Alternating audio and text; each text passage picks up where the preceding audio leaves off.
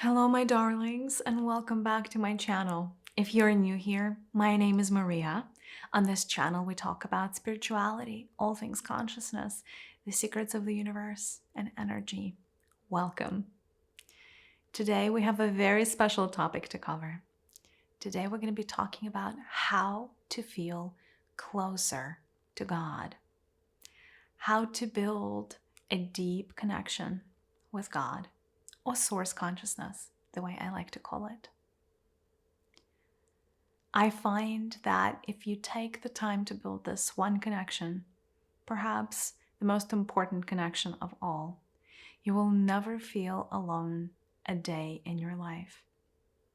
Source consciousness is a great resource. It is a being of which we all came, and a being into which we shall all come back to one day. I find that the root behind a lot of the loneliness on planet Earth is a feeling of disconnectedness. Yes, disconnectedness amongst each other, but also the lack of connection to source consciousness. I feel if we could start remedying that today, we would all be better off for it. Despite the fact that, organized religion, as well as scriptures of various kinds are very prevalent on planet Earth today.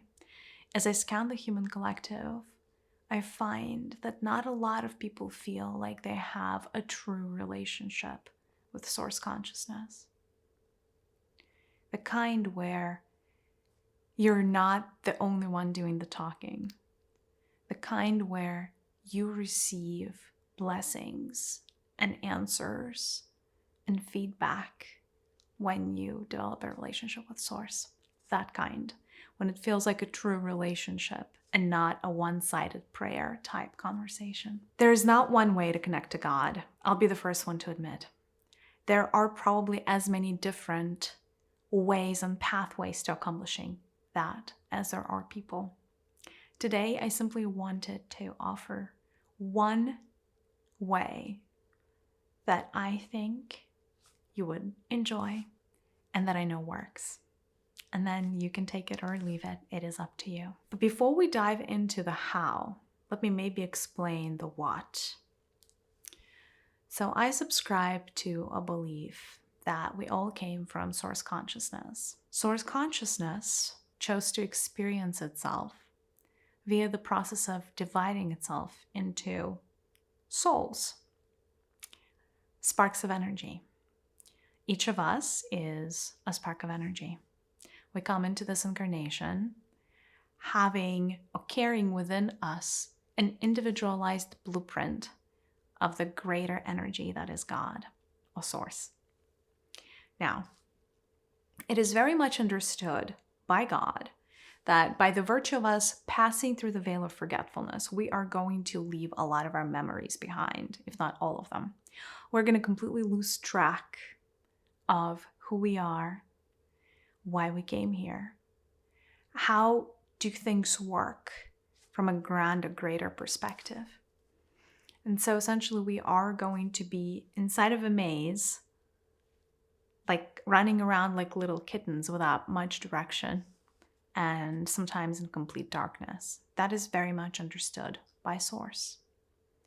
However, it is also believed that this game of incarnation, the game of incarnating inside of the matrix structure, like this one,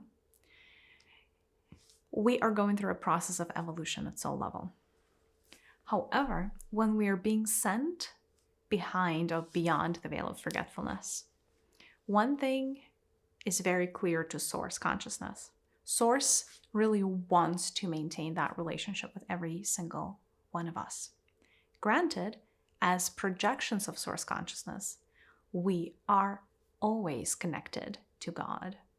However, whether we feel it or we don't, that is really what makes a difference in our day-to-day lives. And most people, like I said earlier, do not feel connected to God. They would like to. That's why, there's prayer and scriptures and going to church on Sundays. but enough people don't feel like God actually hears them, God actually listens. So one of the ways that Source Consciousness chose to remain close to us when we incarnate on planet Earth is via the network of suns. So we have our local sun in the solar system. We also have the central sun that is the main sun for the Milky Way galaxy.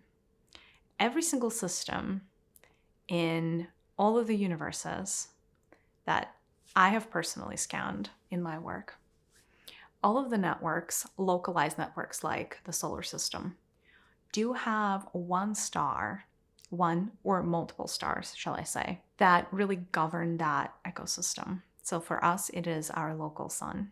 The meaning behind the network of suns is actually, you should think of a sun, our local sun, as a satellite office of God. So if you're looking to bring or build a stronger connection with God, you should first look at your relationship with the sun. The sun has been placed in our sky for more reasons than one. It is not just a physical object that makes the world go round. It is also a very powerful energetic object, etheric object, if you will. It is a portal that connects our third dimensional reality straight into the heart of Source Consciousness, straight into the heart of God. So really the easiest way I found for human beings to connect with God is through communing with the sun. There are multiple things that help with that. First, there are the ritual aspects of building a relationship with the sun. And that is the one thing probably that the most important thing for me to get across is your relationship with the sun in the sky is the same thing as your relationship with God, believe it or not. They're one and the same thing. Because again, Source Consciousness reduced itself to the sun when it projected itself into a third dimensional reality, like this one. And so how much time you spend in the sun, how open you are to receiving the energies of the sun, all of those things are correlated to how well you understand God, how closely connected you are with God. So how does one build a relationship with the sun? I find that daily rituals of greeting the sun and the gratitude ritual during the sunset are the first baby steps in establishing that relationship. Sun gazing is an incredibly impactful technique. I could not begin to tell you how out of this world sun gazing can be. So how do you do that? So sun gazing is best done very early in the morning or right at sunset. So maybe about 20 to 30 minutes before sunset. You don't want to be doing this in the middle of the day. That is perhaps not safe. So sun gazing is essentially you, and let's maybe take the sunset as an example here. You would sit about 20 to 30 minutes before sun is about to go down, right? And you would look at the sun, right? Straight, unobstructed, no eyewear, right? Just looking at the sun, directly at the sun. You may start with just a few seconds and then gradually build over time to a few minutes, right? So don't start with like 10 minutes day one. It is also very, very important, right? That you listen to your body also as you're doing that. Don't overdo it. It's not about being overzealous when sun gazing, but really the most important is the ritual and the act of connection. So once you look at the sun, there are multiple things that are going to start happening. Enough of you are going to be able to start perceiving that it is a portal, even with your third, like even with like a naked eye, right? Just even with your actual physical eyesight, it will start looking to you like a portal. Once you start looking at the sun for, I don't know, a couple of minutes, reality really starts to shift. You would start noticing that your perception changes. It's like an altered state of consciousness without any type of like, I don't know, psychedelics or anything else, right? Sun has that effect on people. A couple of other things are going to start happening. So when you stare directly at the sun actually has, so it's able to connect to you at a deeper level. So it's going to start getting inside of your third eye area. is going to start getting inside of your throat area and inside of your crown center. And it's going to start clearing away any and all the debris, the dirt, the dark energy, anything that's stuck in those higher energy centers. When you communicate with God, when you communicate with the sun, you do so with your higher centers. So throat, third eye, and crown in terms of chakras, right? Unfortunately, you cannot communicate to God with any other chakras, which also brings me to my earlier point. Most human beings on planet Earth operate at the vibratory level of the lower three chakras, red, orange, and yellow. That is not where God is. I hate to say this. Now, there is a connection inside of the solar plexus, inside of the yellow center, to God. But it is like an autopilot type of connection. This is a connection where you will get physically sustained and supported by God, or energetically, shall I say, but you're not necessarily going to get the communication, if that makes sense. If you're seeking to communicate with God, start by sun gazing, as well as working through the top three chakras, right? So once you're clear and activated in the top three chakras, it's like establishing a one-way street to God or to source consciousness. And you would notice once you do sun gazing that, about a minute in, and by the way, it doesn't mean that you need to stare at the sun for a minute. Although, depending, it's completely safe, by the way. It's not going to like burn your retina or anything. Now, again, I'm not talking about the midday sun. That I highly don't recommend you stare at the midday sun or like a 12 p.m. or 3 p.m. sun for a prolonged amount of time. Highly not recommended. But the sunset sun, you would notice that once you establish that connection where the sun hits your third eye directly, you may start noticing that certain messages are beginning to come through. Certain symbols, certain words, potentially, or just a knowing, right? Like you would know something you didn't know before. Please know that that is communication straight from source consciousness. You may also imagine, if sun is a portal, right? You may also imagine how you're walking or floating up through that portal and going straight to the heart of source consciousness. Again, this is like a very beautiful and efficacious shortcut if you're looking to get closer to God. And then once there, you can have a conversation with God, or you can request virtually anything that you want. More energy, an ability to solve a puzzle that you're grappling with, whatever that is. There are no right or wrong answers. Other things to consider. So just establishing this one-time relationship perhaps is not good enough. That's why we have Sundays. Sundays are the days of the sun. Sundays are really the days for us to reconnect back to source consciousness, reconnect back to the solar matrix, reconnect with who we are at soul level. So on Sundays, I definitely recommend sun gazing on Sundays. I recommend also spending some time outdoors on a Sunday, if you can, recharging your solar batteries. I'll explain what I mean. I'm a big believer that we all are kind of like walking batteries that need to be charged by different types of energies, of which the solar energy is perhaps the most important one. So if you're running low on solar power, they also call it vitamin D in science.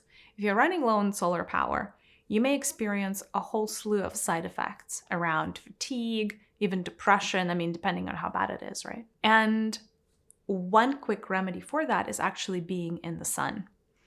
If you've been with me for some time, you know that I like to talk about a thing called the sunspot. What is the sunspot? The sunspot is a unique spot or place on your physical body, within your physical body. And it is a space where the sun would naturally touch your skin to recharge you. It's almost like there is a part of your body that is most beloved by the sun. And when you're running low on solar energies, that part of your body needs to be exposed to the sun. It's almost like plugging yourself into an electric plug. That part of your body is going to absorb solar rays and solar energies quicker than any other part of your body, and is going to help you fill up your inner vessel, your inner cup, faster than any other part in your body. How do you know where your solar spot is? It's actually very, very easy. You would close your eyes and you would imagine there is the sun in front of you. And the sun is shining, and there's a part of your body that the sun is lighting up. And when the sun is lighting it up, that is the most beloved. Like, that is the shortcut. The sun is showing you the shortcut. So pay attention to what that spot is. Also, it's actually quite fascinating. Do notice and do pay attention where that spot is, because it is a dead giveaway for your mission in life. For instance, if your sunspot is hitting your throat area, you're meant to be the communicator. If the sunspot is hitting your hands, you're meant to be the healer, if you know what I mean, right? So sun would always light up one of the more important parts, or the most important part of your body. How does sun figure out what part of your body is more important? The part that is connected to your mission, as far as sun consciousness is concerned, is considered to be the most important part for the sun of your body. And that's why it wants to charge it. Again, it's very important to expose your sunspot to the sun for at least 15 minutes a week. And Sundays are the best, perfect days for it. I know some of you live in cold climates. If 15 minutes is too much, at least 5 minutes. I mean, anything is better than nothing. There is also another thing that I wanted to share. It really wanted to come through from God, from Source Consciousness, is this. When you're doing sun gazing, you would notice, right? Because like when you're staring at the sun, and then you stare at another object, like a wall or like, I don't know, the ground, you would notice that there is like a slight distortion of your vision, where it feels like you get this spot in the middle of your vision that almost like looks like the sun. Am I making sense, right? Because when you're staring at the sun and it's kind of still so bright, even though it's sunset or the dawn, that spot then moves with you when you move your eyesight. Here is like how I like to use that.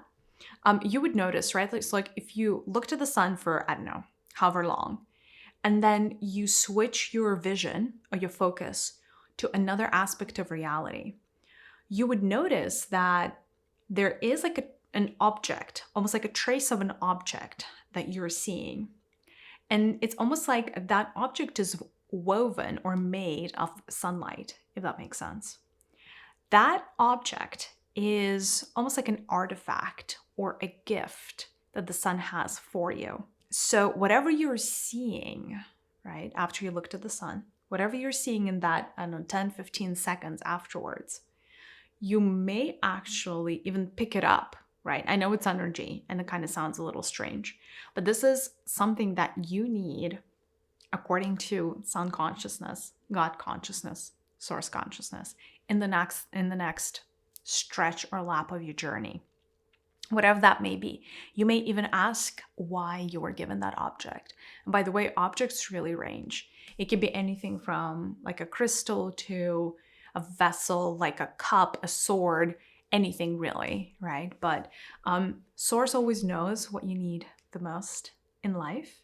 And very often that, it would use sun gazing as a means of delivering that object to you.